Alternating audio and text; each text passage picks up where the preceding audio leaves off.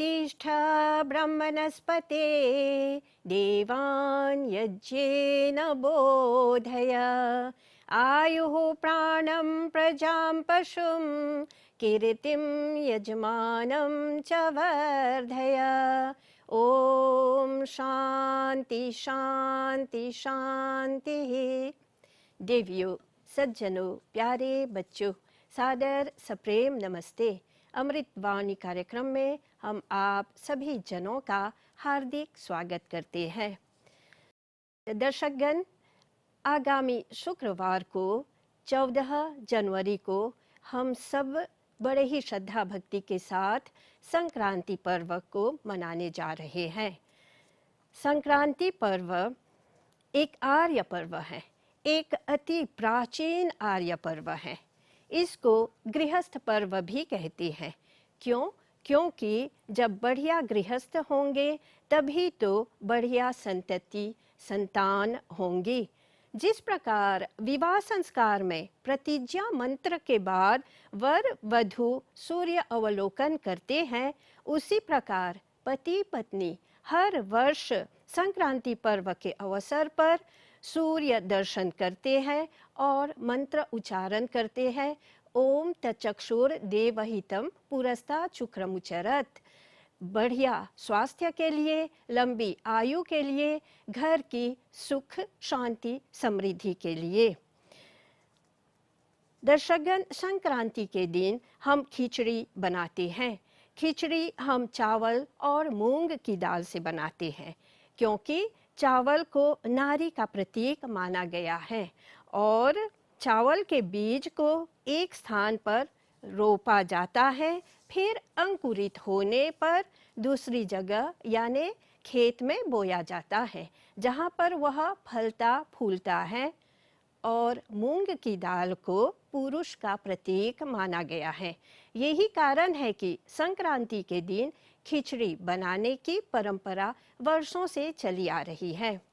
दर्शकगण, आर्य परिवारों में सुबह शाम संध्या करते समय हम वेद मंत्रों का पाठ करते हैं और एक मंत्र में जगत नियंता को याद करते हुए हम कहते हैं, ओम चित्रम देवानामुदगादनिकम सूर्यम चक्षुर्मित्रस्य वरुणस्याग्ने आप्राद्या वा पृथ्वी अंतरिक्षम सूर्य आत्मा जगतस्तस्थुषश्च।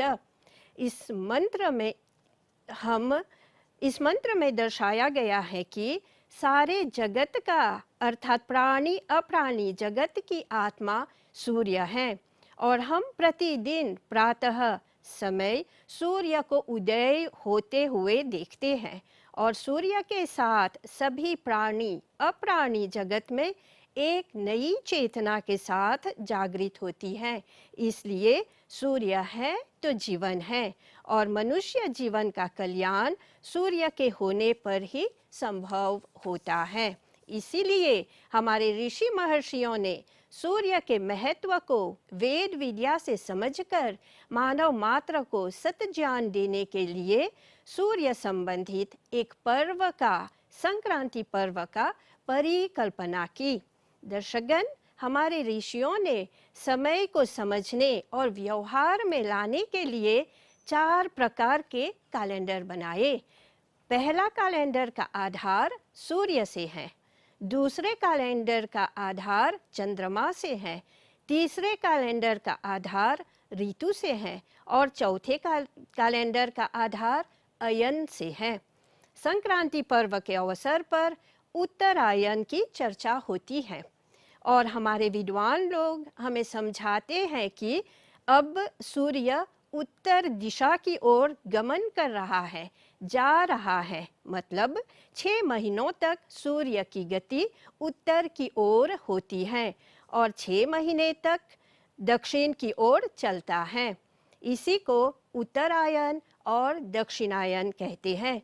दक्षिणायन को पितरों का मार्ग कहते हैं और उत्तरायण को देव मार्ग कहते हैं। वास्तव में सूर्य नहीं चलता है, धरती चलती है, लेकिन हमें ऐसा प्रतीत होता है कि सूर्य ही चल रहा है। दर्शकगण, हर वर्ष 21 दिसंबर को सूर्य उत्तरायण की ओर गमन करता है। तब उत्तर गोलार्ध नॉर्दर्न हेमिस्फीयर में क्रमशः दिन बढ़ते हैं और रातें छोटी होती हैं, अर्थात अधिक समय तक प्रकाश डे लाइट होता है और इससे लाभ उठाते हुए सदा से सभी देशों में लोग अधिक मेहनत, अधिक कार्य, अधिक परिश्रम और अधिक पुरुषार्थ आदि करते हैं। जब सूर्य उत्तरायण में होता है तब शीत ऋतु भी प्रारंभ होती है और शीत निवारण के लिए लोग गर्म कपड़ों का प्रबंध करते हैं और शीत ऋतु के अनुकूल भोजन छादन पर ध्यान देते हैं। इसीलिए संक्रांति पर्व के अवसर पर खिचड़ी पकाते हैं और बांटने की परंपरा है। खिचड़ी में प्रोटीन की मात्रा ज़्यादा होती है और साथ ही तिल की लड्डू भी बनाते हैं। तिल आदि में फैट होता है।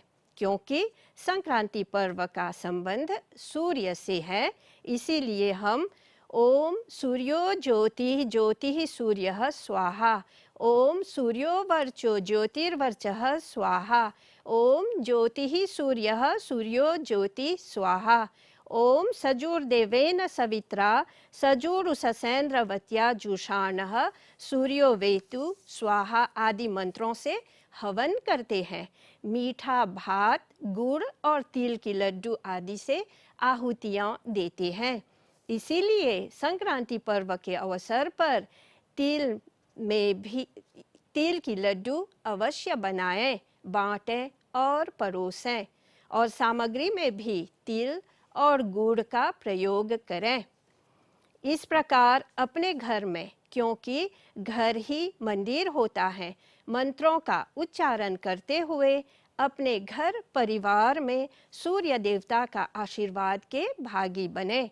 सूर्य दो प्रकार के होते हैं, एक सूर्य भौतिक है और दूसरा सूर्य आध्यात्मिक है।